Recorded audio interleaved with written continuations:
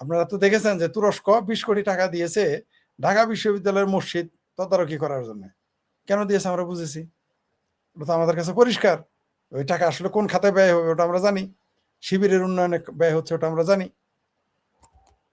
কিন্তু ছাত্রলীগ কিভাবে কি ভরসা করে বাংলাদেশে এই আইন হবে? মাদ্রাসা, মসজিদ, এগুলা এগুলা গভর্নমেন্ট বা পারে? বাংলাদেশের গভর্নমেন্ট পারবে কিনা জানি না, চেষ্টা করতে হবে। পারবে না ঠিকই বলেছেন, এটা একটা বিরাট ব্যাপার। কারণ কারণ বাংলাদেশ আওয়ামী লীগের ভিতরে তো কমিউনি লীগের অভাব নাই, এরাই বাধা হয়ে দাঁড়াবে। মানে জামাত পুরাটাই তো ইউনিভার্সিটি গুলা মাদ্রাসার ইউনিভার্সিটি হয়ে গেছে। যত নেতা দেখে সব মাদ্রাসা ব্যাকগ্রাউন্ড, কিন্তু এগুলো তদারকি করতে হবে, এটাই তো সমস্যা। কারণ আপনি মান্দার গাছ, মানে মান্দার কাটা গাছ যদি রোপণ করেন, আপনি তো সেখানে আপেল পাবেন না।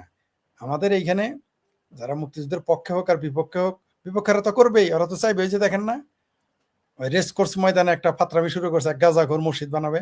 মানে সব জায়গায় ধর্মকে নিয়ে আসবে তারা। ভাষা আন্দোলনের বিরুদ্ধে ধর্মকে দাঁড় করিয়েছিল, মুক্তিযুদ্ধের বিরুদ্ধে ধর্মকে দাঁড় করিয়েছিল।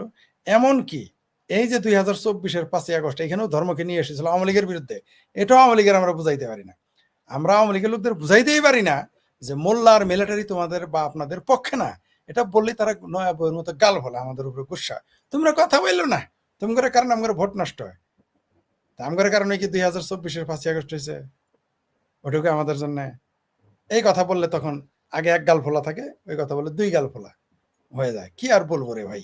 এই যে গোলাপশাহ মাজারটা, যেটা গোলাপশাহ মাজারের এখানে কোনো মাজার ছিল না, মসজিদ ছিল না। ওইখানে হোটেলে কাজ করতে একটা লোক, সে আমাকে বহু বছর আগে বলছিল এখানে কোনোদিন কোনো মসজিদ ছিল না, মাজার ছিল না। ওই জায়গাটা দখল করার জন্য এই কাজটা করা হয়েছিল। আগে তো আগে আগে লাল সালুরা মাজার বানাইতো। লাল সালু তো উপন্যাস পড়েছেন বা পড়াইছেন। সবাই তখন মাজার বানাইতো, কারণ তখন মাজারের গুরুত্ব বেশি ছিল, মাজারের দিয়ে সহজে দখল করা যেত। এখন মাজারের চাইতে বড় কিছু নিয়েছে মসজিদের নামে। আপনি দেখেন মুক্ত মঞ্চ যেটা ছিল, মুক্ত ময়দান, ওই যে পল্টনে যেখানে আমরা মিছিল করেছি, আপনারাও করেছেন, দেখেছেন, ওইখানে সব মানুষ মিছিল করে। সেখানে কি করেছে, ছোট্ট একটা মসজিদ বানাইছে আর পার্কিং এর জায়গা বানাইছে। মানে আদতে ওই আন্দোলন করার জায়গাটা বন্ধ করে দিয়েছে। আগে একটা মসজিদ আছে বাইতুল, ওটার 10 কদম দূরে, 20 কদম দূরে, 50-30 কদম দূরে তো মসজিদ মসজিদ বানানো লাগবে। কেন? ওটা ছিল বাটপাড়ি, মসজিদ করে পার্কিং এর প্লেস, একটা স্টেজ বানানো ছিল আর টয়লেট ছিল এখানে। তাইলে ওইখানে তারা মসজিদ বানায় ফেলল। এরকম আছে উত্তরাতে 18 নম্বর, 18 নম্বরের পাশে একটা খালি জায়গা, 17 বা 17 হবে, 17। ওইখানে বউবাজার নামে একটা জায়গা আছে, 16 নাকি 17 বলে, এটা জানি না। ওইখানে হঠাৎ করে মানুষ অস্থায়ী ভাবে অনেক দোকান করেছিল, আমিও করেছিলাম, আমার লক্ষ লক্ষ টাকা লস হয়েছে, আমার না অনেকেরই হয়েছে। তো ওইখানে একটা পরে দেখলাম যে সব ঘুরাই দিল, আমাদের যত স্থাপনা ছিল সব ঘুরাই দিল মিউনিসিপ্যালিটি। ওইখানে অবৈধভাবে একটা মসজিদ বানাচ্ছে, টিনের বেড়া দিয়ে, ভিত্তিও করে নাই, সে মসজিদ ঘুরা করলো না, ওটা রেখে দিল। এবং যারা ওই মসজিদ বানাচ্ছে সবগুলো ছিল চাঁদাবাজ, আমাদের কাছ থেকে চাঁদা নিত ওইখানে। ভারতের এই আন্দোলনটা বাংলাদেশে কিন্তু বেশ একটা ইয়ে তৈরি করছিল, নরেন্দ্র মোদী পালিয়ে যাবে, যে কোনো সময় সরকারের পতন ঘটবে, এরকম। যারা এগুলো বলছে না, তাদের আছে ভারত সম্পর্কে ধারণা, না আছে বিজেপি সম্পর্কে ধারণা, না আছে ভারতের জনগণ সম্পর্কে ধারণা, না আছে তাদের ভারতের শাসনতন্ত্র সম্পর্কে ধারণা। এটা কি বাংলাদেশ নাকি না পাকিস্তান যে ছড়াই দিল আর চলে গেল? ওইগুলো মুসলিম দেশে হয়। মুসলিম ভারত যেদিন মুসলিম অধ্যুষিত হবে অথবা মুসলমান 50% আসবে, তখন এগুলো ঘটবে। কারণ হইলো এখন ওইখানে গণতান্ত্রিক প্রাতিষ্ঠানিক রূপ লাভ করে আছে বললে একটা তো সরকারকে সরাই দিতে পারবেন। 29 সাল পর্যন্ত তারা থাকবে। আর যদি মুরত থেকে বিপ্লব ঘটাক, কিন্তু বিপ্লব ঘটানোর মুরত কি এই সিংহবামদের ভারতের আছে, কংগ্রেসের আছে, সপার আছে, কারোরই নাই। মমতা ব্যানার্জির আছে, যদি থাকতো তাহলে নরেন্দ্র মোদী পাশ করতো, এবার পারতো না। ভারতে তারা তো গণতান্ত্রিক পদ্ধতিতে ক্ষমতায় আসছে, আপনি তাকে কিভাবে সরাবেন? মন চাইলো আর হয়ে গেল যে আমি পছন্দ করলাম না, সরাই দিলাম, হয়ে গেল, এটা সিস্টেম।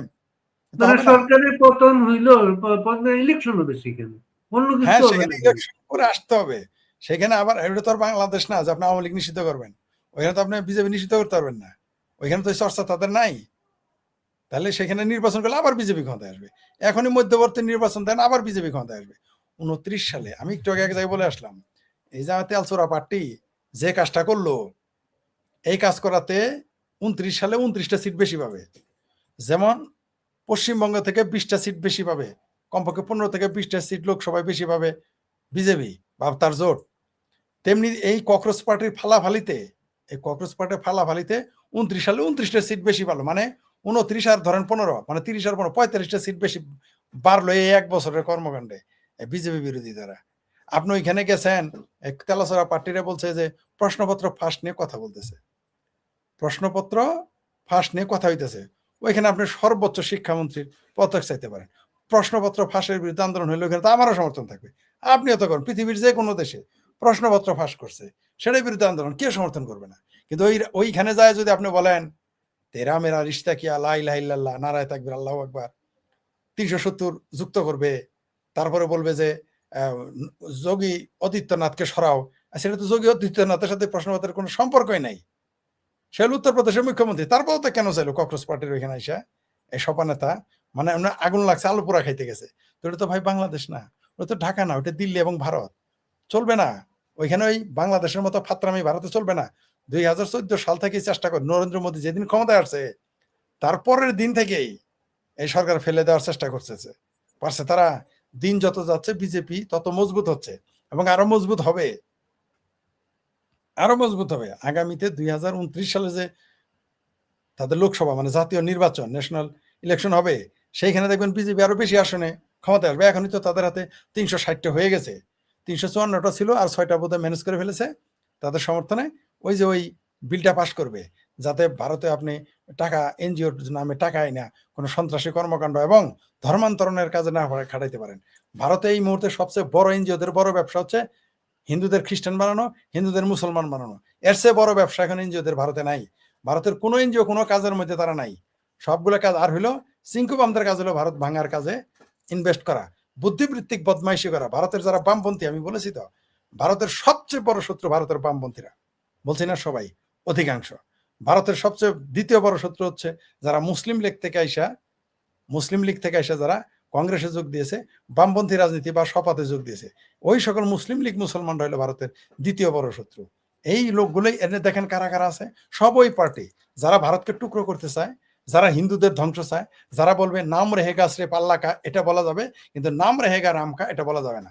একজন নারীর দেখলাম সাক্ষাৎকার, আরেকজন পুরুষের সাক্ষাৎকার দেখলাম, এরা বলতেছে যে সব মন্দির ভেঙে দিয়ে সেটা হাসপাতাল বানাও, স্কুল বানাও, লাইব্রেরি বানাও। যখন বলছে তাহলে মসজিদে ভাঙেন, না না না মসজিদ ভাঙা যাবে না। এই চক্কর বক্কর পার্টিরা ওইখানে গিয়ে ওই ককরোচ পার্টির ওইখানে গিয়ে ফালাফালি করতেছে। এগুলো ভারতের জনগণ বুঝে না। ভারতের হিন্দুরা বসে থাকবে, ভারতের যারা লিবারেল তারাও বসে থাকবে না। ওই তথাকথিত বামপন্থীদের ফাত্রামিতে ভারতের জনগণ যাবে না। ভারতের জনগণ সেই নরেন্দ্র মোদীকে, তার বিজেপি, তার দলকে এবং তার জোটকে ভোট দিবে। এটা স্পষ্ট, আপনি 29 সালে দেখতে পারবেন। এই যে ককরোচ পার্টির যে আন্দোলন, এই আন্দোলনের ফলাফল সম্পূর্ণ ক্যাশ করবে ভারতের সেই আরএসএস আর বিজেপি। আপনি দেখতে পারবেন 29 সালে, দেখতে পারবেন। ওই তেলাপোকা আন্দোলন ওই ঢাকার আন্দোলন মতো সফল করা যাবে না। ভারত একটা অনেক বড় দেশ, সে ভারতের সেনাবাহিনী যারা, তারা বাংলাদেশের পাকিস্তানের মতো ফাত্রা সেনাবাহিনী না।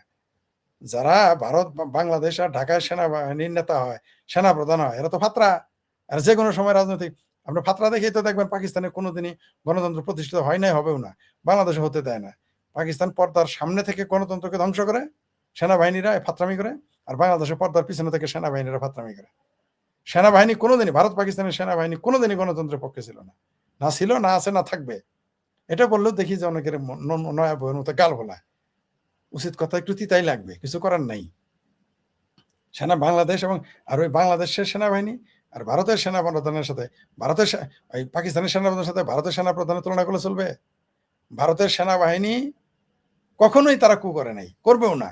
গণতন্ত্র সেখানে প্রতিষ্ঠিত রূপ লাভ করেছে। তাই তেলাপোকা আন্দোলন, ওই বিদেশি ফান্ডের আন্দোলন ভারতের জনগণ বুঝে গেছে, ওই ভারত টুকরো গ্যাংয়ের আন্দোলন জনগণ বুঝে গেছে। তাই ওইখানে ওই তেলাপোকা আন্দোলন তারা তো ভালো গ্যাদারিং করতে পারছিল। এটা তো এখন 140 কোটি মানুষের দেশে আপনি যদি কোটি কোটি টাকা, মিলিয়ন মিলিয়ন টাকা খরচ করেন, মিছিল তো হবেই, হবে না কেন? ওইরকম টাকা আমার থাকলে ওইরকম ভারত তো আমি একলাই দখল করতে পারতাম, বাংলাদেশের প্রধানমন্ত্রী আমি হইতাম অত টাকা খরচ করলে। ওইরকম টাকা ভারতে এইভাবে কাজে লাগবে, এটাও তো এর আগে ভাবতে পারেন। না না না, সবসময় চেষ্টা করেছে। কে বলেছে আপনাকে একটা তথ্য দেই, 60 দশকে আপনার চ্যানেলে বোধহয় বলেছিলাম ঘটনাটা। 60 দশকে বিদেশি সংস্থারা টাকা ঢেলেছিল মণিপুরে। এখন বলবেন ওইখানে কেন? কাশ্মীরে তারা পারতেছিল, মণিপুরে বিজি রেখে কাশ্মীর দখল করতে চেয়েছিল। তাই মণিপুরে 60 দশকে ওইখানে মণিপুরি যারা আদিবাসী ছিল তাদেরকে উস্কে দিয়েছিল, সেখানে টাকা খরচ করেছে। 1973 সাল পর্যন্ত সারা বিশ্বে মার্কিন গোয়েন্দা সংস্থা তাদের ব্ল্যাঙ্ক চেক ছিল যে সমাজতান্ত্রিক আন্দোলন নষ্ট করার জন্য, এর বিরুদ্ধে প্রপাগান্ডা করার জন্য তাদের ব্ল্যাঙ্ক চেক ছিল, যত পয়সা খরচ করতে পারো। তারা যুদ্ধ করে নাই, তারা সমাজতান্ত্রিক আন্দোলনের বিরুদ্ধে পয়সা খরচ করেছে। এটা আমি গবেষণা করে বের করেছি এবং দলিল আছে আমার কাছে। বামপন্থীরা এগুলো বলবে না, কিন্তু এখন সেই বামপন্থীরা আমেরিকার পাশ আটে জামাতিদের মতো। মণিপুর মিজোরামে তো খ্রিস্টান বিষয়টা তো বড় ইস্যু।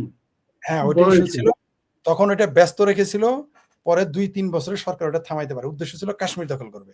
তো ওই তেলচোরা পাটরে নামাইছে এই কারণে না যে দিল্লির সরকার, তাদের বহুবিধ যারা বিদেশি বিনিয়োগ করে, সেটা যে কোনো, আপনারা শুধু ডিপ স্টেট, আমরা শুধু ডিপ স্টেট বলতে শুধু আমেরিকায় বলতেছি, না হইতে পারে অন্য দেশ করতে পারে। এটা তো অন্য দেশে বিনিয়োগ করতে পারে। আমরা তো শুধু ডিপ স্টেট অন্য দেশে বিনিয়োগ করতে পারে, করেছে। এটা কি একটা দেশে করতেছে? অন্য দেশে বিনিয়োগ করেছে। মধ্যপ্রাচ্যের টাকা এসেছে, ধরা পড়েছে। 26টা ব্যাংকের কার্ড ধরা পড়েছে, তাদের ক্রেডিট কার্ড ধরা পড়েছে, ডেবিট কার্ড ধরা পড়েছে এক ব্যক্তির পকেটে। শত শত কোটি টাকা এসেছে। ওইখানে খাবার চলে গেছে দুবাই থেকে পে করা, কাতার থেকে পে করা, মধ্যপ্রাচ্য থেকে পে করেছে ওইখানকার খাবারে, বাংলাদেশ থেকে পে করেছে ওইখানকার খাবারের জন্য। তো এগুলো তারা তো বুঝে ফেলেছে, ভারতের জনগণ তো বোকা না।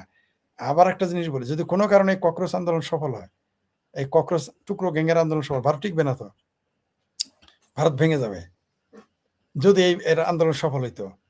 আর এরা বুঝতে পারবে, এই ভারতের জনগণ বুঝতে পারবে, যখন বিজেপি সরকার তো সারা জীবন থাকবে না, ধরেন 29 সালে ক্ষমতায় আসলো, তাহলে 30, 31, 32, 33, 34, 35 সালে সরকার পরিবর্তন হইতে পারে।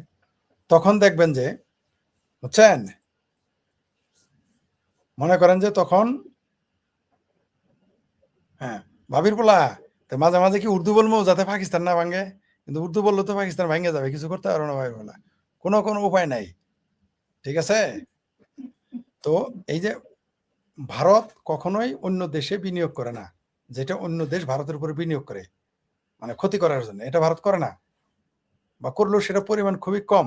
মানে এই যে খাবার দিচ্ছে, এটা তো এখান থেকে অন্যভাবে বলা হচ্ছে, এটা যে পেমেন্ট হচ্ছে অন্য জায়গায়, এইটা কেউ ভাবে না এই বিষয়টা। এটা ঘটছে, ধরা পড়েছে, তো পেমেন্ট করতে করছে, এগুলো বের করে ফেলেছে। তাদের যে পানি দিতেছে কারা, তাদের পরিচয় নেন, ওখানে স্লোগান দেয় কারা, তার পরিচয় নেন, তাহলে সব দুধ কা দুধ পানি কা পানি হয়ে যাবে। তাদের রাজনৈতিক পরিচয়, পারিবারিক পরিচয় পেলে আপনি বুঝে ফেলবেন আন্দোলন কারা করতেছে, কেন করতেছে।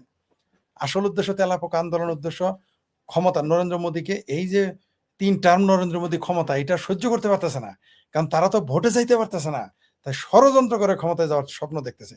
কিন্তু ষড়যন্ত্র করে ক্ষমতায় যাওয়ার স্বপ্ন তাদের পূরণ হবে না, হবে না। আপনি নিশ্চিত থাকেন 29 সালে আবারও ভারতে বিজেপি ক্ষমতায় আসবে এবং তার জোট ক্ষমতায় আসবে, নিশ্চিত থাকেন আপনি। এমনকি আগামীতে কংগ্রেসের সাথে, ওই যে তৃণমূল কংগ্রেস এই বিজেপির সাথে জোট করে ইলেকশন করবে, এটাও আপনি নিশ্চিত থাকেন, দেখতে পারবেন আগামীতে। এগুলো হবে না। ভারত তো বাংলাদেশ না, দিল্লি তো ঢাকা না, বা ঢাকাটা তো দিল্লি না, এখানে আপনি এগুলো সফল করতে পারবেন না। তাদের দেশ অনেক বড়, তাদের কূটনৈতিক তৎপরতা অনেক বেশি, তারা এগুলো সহজেই বুঝতে পারে।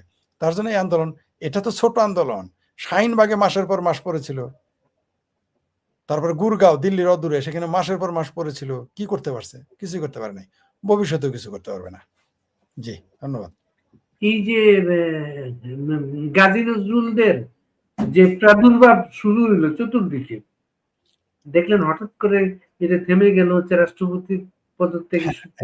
আপাতত রাষ্ট্রপতি ইস্যুতে থেমে গেছে, কিন্তু মানুষ ভুলে নাই।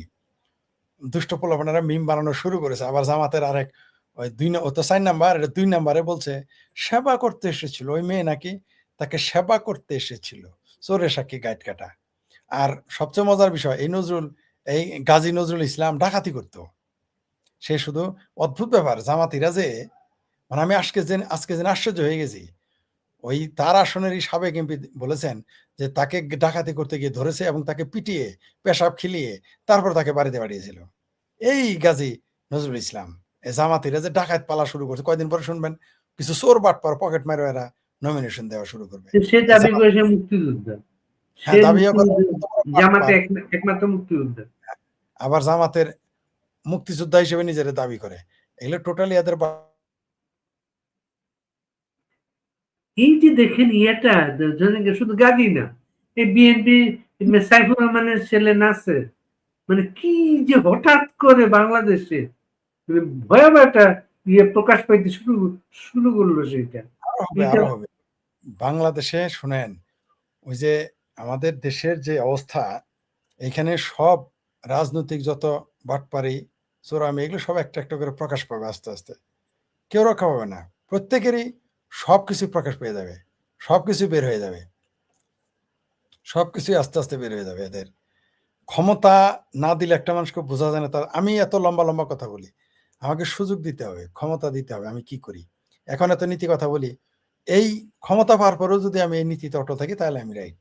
ক্ষমতা পাওয়ার পর বদলে যাব তাহলে তো আর আমার এই কথার কাজ। যেমন এই যে জামাতের এমপিরা কত নীতির কথা বলে, ইসলামের মানে কথা আপনি বলে। খুব জনপ্রিয় মানুষ, আপনাকে অজনপ্রিয় করতে হইবে, আপনি গিয়ে ক্ষমতায় নিয়ে দিতে হবে। বিষয়টা এরকম, এরা তাই করেছে। এবং এরা দেখবেন যে আস্তে আস্তে জামাতের এই মুখোশ, যে মুখোশ সেটা তো খুলে পড়ে গেছে। বাংলাদেশের জনগণ তো এখন দেখতেছে, মানুষ কিন্তু বুঝতেছে। আপনার এটা কিন্তু যতই তারা বহিষ্কার করুক আর যতই তার পক্ষে সাফাই গাক, বাংলাদেশের জনগণ কিন্তু এটা ভালো দৃষ্টিতে দেখে নাই। বাংলাদেশের জনগণ হইলো তারা নিজেরা পদামি করবে, নিজেরা আকাম কুকাম করবে, কিন্তু তাদের নেতাদের সৎ দেখতে চায়। এখন একটা একটা করে ধরা পড়তেছে, সামনে দেখবেন আরো প্রকাশ হবে। ক্ষমতা সব পেলে এই দেশে, দেশেই তো নিজেরা নষ্টামি করে, কিন্তু তার রাজনীতিবিদদের হ্যাঁ মানে পবিত্র আমি ফেরেশতার আপনাকে মতো দেখতে। গ্যারান্টি দিতে পারি, বাংলাদেশে কোনো রাজনৈতিক নেতা যদি ব্যক্তি জীবনে সৎ থাকে, তার জনপ্রিয়তা কখনো ভাটা পড়বে না, পড়বে না। এটা কিন্তু আবার যদি তার সৎ থাকে। কিন্তু আপনি অসৎ হবেন, করবেন একটা, করাবেন আর একটা, বলবেন একটা, লিখবেন একটা, করবেন আর একটা, মানুষ এগুলো ধরে ফেলবে। আমি এই 2000 এই যে 12ই ফেব্রুয়ারি নির্বাচনের পরে বিএনপির অনেক নেতার জনপ্রিয়তা ধস নেমে গেছে। কেন? কারো দুর্নীতি, কারো কর্মীদের প্রতি অপব্যবহার, তার কারণে তাদের মধ্যে ধস নেমে গেছে। আপনাকে রাজনীতি করতে হলে আপনাকে প্রথমত আপনাকে সৎ হইতেই হবে। সততার কোনো বিকল্প নাই। আজও পৃথিবীতে যে যতই গল্প করুক, টাকা পয়সার গল্প করুক, ক্ষমতার গল্প করুক, সততা সবসময় শক্তি। সততা নিজেই একটা শক্তি, সততা নিজেই একটা শক্তি, শক্তি হিসেবে সামনে আসবে। এই যে নাসিরউদ্দিন পাটোয়ারি চাঁদপুরের শাহরাস্তি তার সিট, ইলেকশনের আগে বেশ জামাতের সাথে যখন তাদের অ্যালায়েন্স হয় নাই, তো প্রতিদিন কিন্তু জামাতের উদ্দেশ্যে কথাবার্তা বলতো, তার ওখানে প্রতিদ্বন্দ্বী ছিল জামাতে। সে গাজী নজরুলের পক্ষে কথা বলছে। এটা এখন চোরের সাক্ষী তো গাইড কাটারাই হবে। মূলত পাটোয়ারিরাও জামাতেরই পয়দা, এরা হইলো জামাতের A team, B team, C team, D team এরকম। ঠিক আছে? ওই যে আরেকজন লিখছে, ঠিকই বলছেন, ভারত সম্পর্কে এদের কোনো ধারণাই নাই, ধারণাই নাই। ভারত না, এদের খোদ বাংলাদেশ সম্পর্ক, আমাদের বাংলাদেশের যারা রাজনীতিবিদ কর্মী, তাদের ওই নিজেদের, এরা অন্ধবিশ্বাসী, এদের কোনো ধারণা নাই। এরা ইতিহাস পড়ে না, না নিজের দেশের ইতিহাস পড়ে, না নিজের দেশের ইতিহাস পড়ে, না অন্যের দেশের ইতিহাস পড়ে। সুতরাং যে নিজের দেশ জানে না, ভারত কলকাতাটা ভারত নয়, আসাম ভারত নয়, ভারত পুরো ভারত মিলে ভারত, 29টা রাজ্য, এছাড়াও আরো প্রেসিডেন্ট শাসিত রাজ্য রয়েছে, যেখানে 17টা রাজ্যে সরাসরি বিজেপি ক্ষমতায়, আর 5টিতে জোটবদ্ধভাবে রাজ্য ক্ষমতায়, আর কেন্দ্রে তো সে নিজে ক্ষমতায়। যাদের এই মুহূর্তে যাদের হাতে সমর্থন রয়েছে 360টি এমপি, এত সস্তা একটা সরকারকে নিয়ে যা ইচ্ছা তাই করা সম্ভব না। রাষ্ট্রপতির প্রত্যেকটা নিয়ে বলেন তো, কি আপনি কিভাবে দেখেন বিষয়টা? রাষ্ট্রপতিকে নিয়ে আমার এখানে দুইটা ধারণা। একটা হলো বিএনপি চিন্তা করেছে আওয়ামী লীগের রাষ্ট্রপতি দিয়ে আর কতদিন চলে, আওয়ামী লীগের ঘর করা রাষ্ট্রপতি এরা রাখা যাবে না, নিজেদেরও দরকার, এটা মনে হইতে পারে, তাদের খায়েশ জাগতে পারে, তাদের একটা রাষ্ট্রপতি দরকার। আরেকটা যেটা আমার কাছে মনে হয়, যেহেতু জননেত্রী শেখ হাসিনা ঘোষণা করেছেন যে তিনি বাংলাদেশে ডিসেম্বরে আসতেছেন, এখন যদি কোনো কারণে এটা তাদের জন্য সমস্যা হয়ে যায়, যদি জননেত্রী শেখ হাসিনা বলে প্রেসিডেন্ট তো আমারই, আমার দলেরই তো, আমিও তো ক্ষমতাই, আমার প্রেসিডেন্ট তো দেশ চালায়, এই কথা যদি বলে বসে, এই ভয়ে আরো রাষ্ট্রপতিকে সরিয়েছে। দুইটা কারণ। যদি আমার ভাবির পোলার আবার এখন রাষ্ট্রপতির পিছে লেগে যাবে, আমরা জানি, তার পিছে লেগে যাবে। লাগছে, কিন্তু ওদের কিছু লোক নেই তো। আগে যে তাদের যত মানুষ ছিল লোক নেই তো, যে মিছিল গুলো হচ্ছে খুব অল্প কয়েকজন। থাকবে কেন? কারণ এরা তো প্রতারণা করেছে। শুনেন, তাদের কাছে বিএনপি, জামাত এবং ডক্টর ইউনূসের সামনে মহা সুযোগ ছিল। অর্থাৎ আওয়ামী লীগ গোলকিপার ছাড়া ফুটবল খেলছে মনে করেন গোলকিপার, বারে গোলকিপার নাই, রেখে দিয়ে তারা বল খেলতেছিল। এমন মহা সুযোগ আওয়ামী লীগ দিয়েছিল, কিন্তু এরা পারল না গোল করতে। কারণ কি? কারণ এরা জনগণের সাথে মিশতে পারে নাই। 2024-এর 5ই আগস্টে সত্যি সত্যি আওয়ামী লীগ জনপ্রিয় হয়ে গেছিল, কোনো সন্দেহ নাই। আমরা তার পক্ষে বলেছি, সমর্থনে বলেছি, কিন্তু আসলে জনপ্রিয়তা ছিল না, এটাও সত্য। কিন্তু এই 18 মাসে এই অনেকদিন ক্ষমতায় থাকায় জনপ্রিয়তার ধস নামছে। হ্যাঁ, এটাও ঠিক। কারণ একটা দল যখন দীর্ঘ সময় ক্ষমতায় থাকে, তখন একদিকে জনপ্রিয়তায় ধস নামে, আর এদিকে নিজের আভ্যন্তরীণ কোন্দল থাকে, এটা সমস্যা হয়। বাংলাদেশের আওয়ামী লীগের ভিতরে প্রচুর আভ্যন্তরীণ কোন্দল ছিল। এই কোন্দলের কারণেও সরকার পতন ঘটে। একটা ভাব চলে আসছিল। ভাব চলে, আর আভ্যন্তরীণ কোন্দল। যেমন ঠিক এখন বিএনপির ভিতরে এই 4 মাসে চরম আভ্যন্তরীণ কোন্দল। এখন যদি আওয়ামী লীগ একটা ধাক্কা দেয় এই সরকারকে, এই সরকার পড়ে যাবে। যেটা বলতেছিলাম, তো আওয়ামী লীগ হঠাৎ করে 18 মাস ইউনূসের সময়, 18 মাস যদি ইউনূস যদি ভালো কাজ করতো, তাহলে তো আওয়ামী লীগ ক্ষমতা আসতো। আওয়ামী লীগ ক্ষমতার স্বপ্নই দেখতো না 5 বছরের মধ্যে। ওই যে আরেকজন লিখছে যে আমার অন্য কমেন্ট করার কারণে কাফের মুরতাদ বলে, চিন্তা, ওই যে একটু দেখেন ফরিদ ভাই, আপনি বসে লাইক কমেন্ট করার কারণে আমাকে কাফের বললো, আর আপনাকে আপনার ডার্লিং বানিয়ে দিয়েছে আপনার এক ভাবির ফোলা। আপনি নারী, তাই আপনাকে ওইভাবে আক্রমণ করেছে। আর কাফের তো বলবেই, কারণ জামাতিদের অস্ত্র কি? ধর্মাস্ত্র। কারণ জামাত ইসলাম যখন বিপদে পড়ে, তখন তারা বলে ইসলাম খতরেমে। কারণ জামাত ইসলাম খতরে বললে তো কেউ আসবে না, তাই তারা বলে ইসলাম খতরেমে। এরা এদের এদের এদের এটা ব্যবসা, এটা বলবেই। এরা এগুলো বলবে, কিচ্ছু করার নাই। এদের বলবে। আমাদেরও সারাদিনই গালি দেয়, ফেসবুকে গালি দেয়, কমেন্টসে গালি দেয়, হোয়াটসঅ্যাপে গালি দেয়, ফোন করে গালি দেয়, ভিডিও কলে এসে গালাগালি শুরু করে, আমরা হাসি মনে মনে। তবে একটা জিনিস আপনাকে বলি, শেখ হাসিনার দেশে ফেরা এরা ঠেকাতে পারবে না। আর ভারতের তেলাপোকা আন্দোলনকারী যারা, তারাও ওই দেশে কিছুই করতে পারবে না। ভারতের জনগণের কাছে সেটা প্রকাশ হয়ে গেছে। বাংলাদেশের জনগণ যেমন এখন বুঝতেছে যে শেখ হাসিনার সরকারের পতনে কি ঘটেছে দেশে, ভারতের জনগণ এখন বুঝে ফেলেছে যে নরেন্দ্র মোদীর যদি এইভাবে উচ্ছেদ ঘটে তাহলে কি ঘটবে, এটা তারা বুঝে ফেলেছে। আমি বললাম তো 29 সালে, 27 সালে এই বাংলাদেশের এই সরকার থাকতেছে না, আর 29 সালে ভারতের এই বর্তমান সরকার তার জোট আর জোট বল বৃদ্ধি করে তারা আরো ক্ষমতায় আসবে, কেউ ঠেকাইতে পারবে না। ইয়ে তো খুব ভাগ্যবান একটা মানুষ, এই যে হাফিজ, সে কত কিছু করলো, সে রাষ্ট্রপতি হয়ে গেল এই দেশে। অথচ সেই লোকটা খালেদা জিয়ার বিরুদ্ধে দল করছিল সাইফুর রহমানকে নিয়ে। কপাল ভালো, ওই যে কয় না, কেউ কপাইলা মানে। এবং একজন যে লোকটা ডেপুটি স্পিকার, সে তো ভারপ্রাপ্ত স্পিকার হয়ে গেছে। স্পিকার হওয়ার পরে যেটা সামনে আসছে, মাহমুদুদ্দিন খোকন তার চরিত্র নিয়ে কথা বলছে।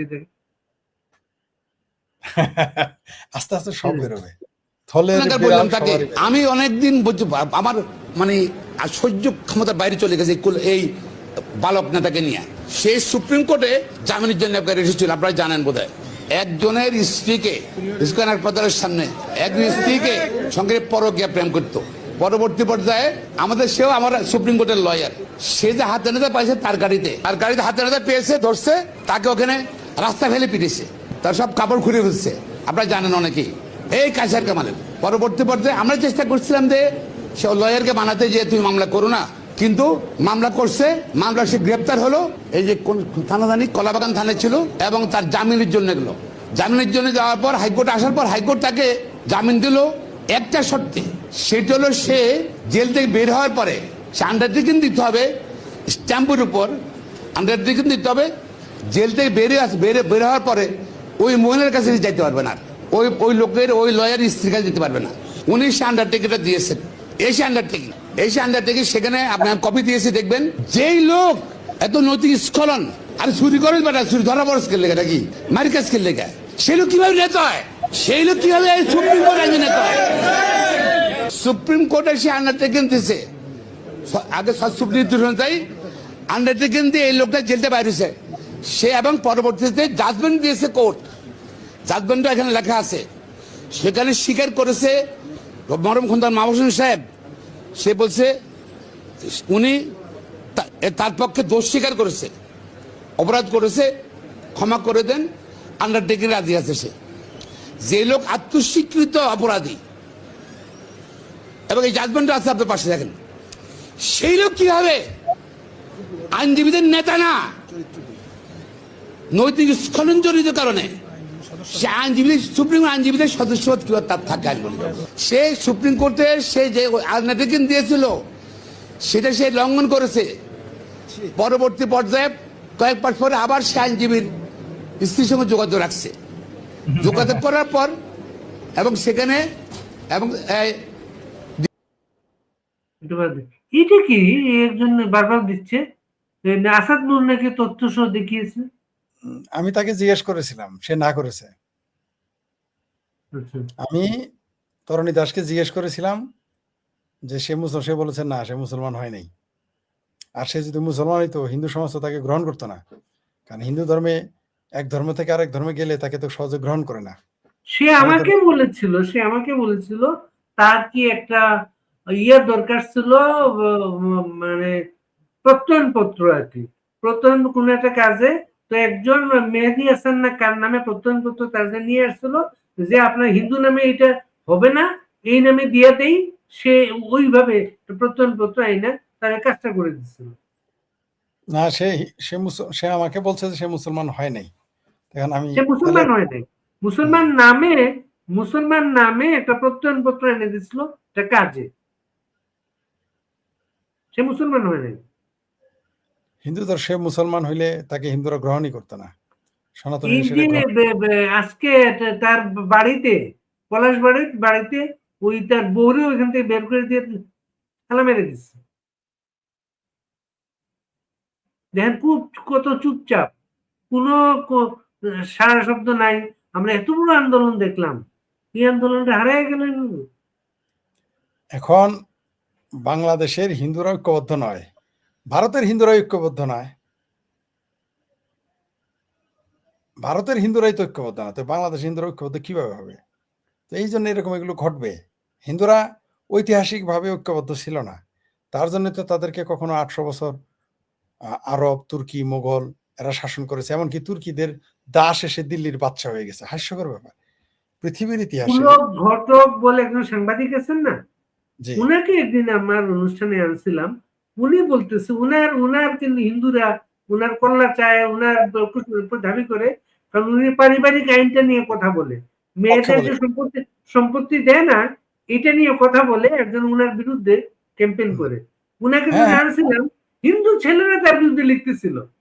হ্যাঁ, এটাই করবে তো, এরা তো তাই করবে। এমনকি আমিও সেই হিন্দু নারীদের, সনাতনী নারীদের সম্পত্তির আইনের পক্ষে ছিলাম বলে আমার কিছু শুভাকাঙ্ক্ষী হিন্দু আমাকে অপছন্দ করে।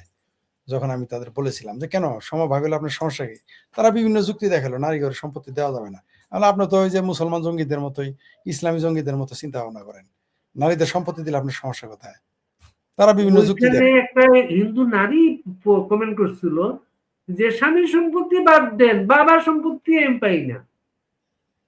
সেটাই এদের দরকার, স্বামী বাবার, নারীরা কেন সম্পত্তি পাবে না? সম্পত্তি অবশ্যই দেওয়া উচিত, এই অধিকার দেওয়া উচিত। কেন দিবে না? অবশ্যই দিতে হবে। চিন্তা করেন, এই যে অস্ট্রেলিয়ার মতো দেশ, কল্পনা করতে পারবে না এই ধরনের চিন্তা ভাবনা। মানে এটা বর্ণবাদ, মানে এই ধরনের কমেন্ট কেউ ফেসবুকে এসে করছে, এই কমেন্টসটা জমা দিলে ভিসা পাবে না কিন্তু। তাইলে সোজা কথা নাকি এরকম বর্ণবাদী চিন্তা? এখন আমাদের দেশ তো, আমাদের দেশে দক্ষিণ এশিয়ার মানুষ, এরা তো বুঝেই না যে কোনটা যে সভ্যতা আর কোনটা অসভ্যতা, তো এগুলো বুঝেই না। এরা দেখেন না যে সবচেয়ে খারাপ শব্দ ব্যবহার করে সে হলো এই দেশের জাতীয় বীর, সে হলো জাতীয় বীর, সে সবচেয়ে বাজে শব্দ ব্যবহার করতে পারবে। তো আপনি জাসদের লোকেরা কি তবলিগের চিল্লায় যায়? এখন যায় কিন্তু সবাই যায়, এখন কে যায় না? আপনার ওই দিনের পোস্টটা পরে চিন্তা করলাম, আপনার যে ঘুম পাইছিল কারণটা তো ওইটাই। আপনার আপনার ডাক্তার যে কথাটা বলছে আপনি ঘুমান না, এর জন্য আপনার ওই সমস্যাটা সেটা। ভয়ঙ্কর বেড়ে যায়। আজকেও ভাবছিলাম ভয় পেয়ে গেছিলাম বেড়ে যাবে, তো আজকে বেড়ে যায় নাই বলে আসি, নাহলে আজকেও তো সমস্যা হয়ে যেত। আচ্ছা, আর একটা জিনিস আপনি সামনে আনছেন, যেটা পাকিস্তান ইসরায়েলকে স্বীকৃতি দেবে খুব তাড়াতাড়ি, আপনি আনছেন সেটা। হ্যাঁ, শুধু স্বীকৃতি দিবে না তো, গাজাতে গিয়ে আপনাদের ভবিষ্যৎ দেখেন, অনেকেই রাগ করে এই কথাগুলো বললে। তো এমনি তো লোকজন, দুষ্ট লোকেরা এমনি তো জিন্দাবীর বলেন। আপনার আমি আগেই বলেছিলাম, যদি অনেকে বলে যে এই কথার জন্য না বলি, মনে করাই দেওয়ার জন্য বলতেছি। আমি বলেছিলাম যে ইরানে আফগানিস্তানে হামলা করবে পাকিস্তান টাকার জন্য। অলরেডি আফগানিস্তানে করেছে এবং পাকিস্তানে ইরানে করার জন্য রেডি হয়ে উৎপেতে আছে। আমিও বলেছিলাম যে ইভেন এই সরকার যদি টিকতো, মানে টিকবে তো না, এরা যদি 28-29 সাল পর্যন্ত এই মুসলেকা সরকার, বিএনপি জামাত এবং জামাতে বিরোধী দলের সরকার এটা টিকতো, আপনি নিশ্চিত থাকেন তাহলে ইসরায়েলকে স্বীকৃতি দিত এই বিএনপি জামাত সরকার, স্বীকৃতি দিত, এটাও দিত। খালি এখানে আপনার মনে করে দেই, পাকিস্তানে 2বার ইসরায়েলি বিমান এসেছিল, সসম্মানে ফিরিয়ে দিয়েছে। এমনকি তত্ত্বাবধায়ক বাংলাদেশে ইন্টারিম সরকার সময় ইসরায়েলের বিমান বাংলাদেশে আসছিল কেন? সামাজদারকে নিয়ে ইশারাবি তো কাঁপিয়ে, আসলে শুধু ইসরায়েলের বিমানই আসছিল, এটা অন্য কিছু। এই বাংলাদেশ ইউনুসের আমলে ইসরায়েলি বিমান কিভাবে আসে? আপনি ভিপি নুরার সাথে কি ইসরায়েলি লোকের ছবি দেখেন নাই? কালকে আমার চ্যানেলে একজন ব্যক্তি আসবেন, আপনি ওই যে দেখেন না, ওই যে একটা টকশোতে একজন খুব পপুলার এখন, সালাউদ্দিন শোয়েব চৌধুরী। জি, সালাউদ্দিন শোয়েব চৌধুরী তো ইসরায়েল যাওয়ার পথে অ্যারেস্ট হয়েছিল। আগামীকাল আমার চ্যানেলে ইসরায়েলে যিনি গিয়েছেন বাংলাদেশি, তাকে নিয়ে আসবো। এই ব্যাপারে সে বিশদ বলবে, যাই হোক, অন্য বিষয়। যেটা বলতেছিলাম যে এইখানে সৌদি আরব, কে গেছিল? কালকে একজন আসবে আমার আচ্ছা, চ্যানেলে। ইসরায়েল আচ্ছা। যিনি গিয়েছিলেন বাংলাদেশি, তিনি কালকে আমার চ্যানেলে আসবেন লাইভে, কালকে রাত 10টায়। আমি দেখি একবার যেতে চেয়েছিলাম, বুঝছেন, আমার যে আমি ফিলিস্তিন যেতে চেয়েছিলাম, যেহেতু আমাদের বা ইয়া নেই, কূটনৈতিক সম্পর্ক নাই। আমাকে ঢাকায় তখন এই ফিলিস্তিনি এম্বাসেডর ছিল 7,000, জি 7,000 এম্বাসেডর ছিল। সে তার কায়রো এবং আম্মান মিশনে চিঠি লিখে দিছিল আমার জন্য, আমাকে যে তারা নিয়ে যায়, তারা নিয়ে যেতে পারে না এই কারণে যে বাংলাদেশের সাথে ভিসা অথরিটি তো ইসরায়েল, ফিলিস্তিন যাওয়ার ভিসা অথরিটি হচ্ছে ইসরায়েল, এর জন্য তারা নিয়ে যেতে পারে না সেটা। তা আমি ইয়াতে কায়রোতে ফিলিস্তিনি এম্বাসিতে গেছিলাম। তারা আমার পাসপোর্ট দিকে এটা আগে কখনো দেখে নাই। তা আমাকে খুব ভদ্রভাবে বললো, তোমাকে তো এইভাবে ইয়ে করবো না, তুমি কোনো ট্যুর অপারেটর কাছে যাও, ওইভাবে তুমি যেতে পারবে সেটা। আর স্বীকৃতি কেন দিতে হবে জানেন? সৌদি আরবকে বাধ্য করবে স্বীকৃতি দিতে। সৌদি তো পাকিস্তান দেওয়ার কথা ছিল, এইবার যদি গাজার ঘটনাটাকে না করতো, সৌদি আরব তো দেওয়ার কথা ছিল, তো কাজ চলতেছিল দিয়ে দিবে, সৌদি আরব। দিয়ে দিবে সৌদি আরব। মানে আমি ভেবেছিলাম 5-10 বছর লাগবে, এর আগেই দিয়ে দিবে। আপনি নিশ্চিত থাকেন, সৌদি আরব উইদিন 3 ইয়ার্স স্বীকৃতি দিয়ে দিবে ইসরায়েলকে। গোপনে তো দিয়েই দিয়েছে, প্রকাশ্য দিবে। আর একটা জিনিস বলি, গোপনে তো দিয়ে রেখেছেই। একমাত্র ইরান ছাড়া সব রাষ্ট্রই, আবার বলি মধ্যপ্রাচ্যে যত রাষ্ট্র আছে 21টা, সবাই স্বীকৃতি দিয়েছে গোপনে, সবাই দিয়ে দিয়েছে, প্রকাশ্যে দিচ্ছে না। কাতার, আমিরাত, ইজিপ্ট, জর্ডান। দুবাইয়ে তো সব ইসরায়েলি অফিস সব ওইখানেই। দুবাই তো আধা ইসরায়েল। কয়েকদিন পরে দেখবে সবগুলো 21টা রাষ্ট্র, এমনকি ইরানের রিজিম চেঞ্জ হওয়ার পরে যে সরকার আসবে, তারা ইসরায়েলকে স্বীকৃতি আগের মতো দিয়ে দিবে, দেখবেন ইসরায়েলকে স্বীকৃতি দিবে।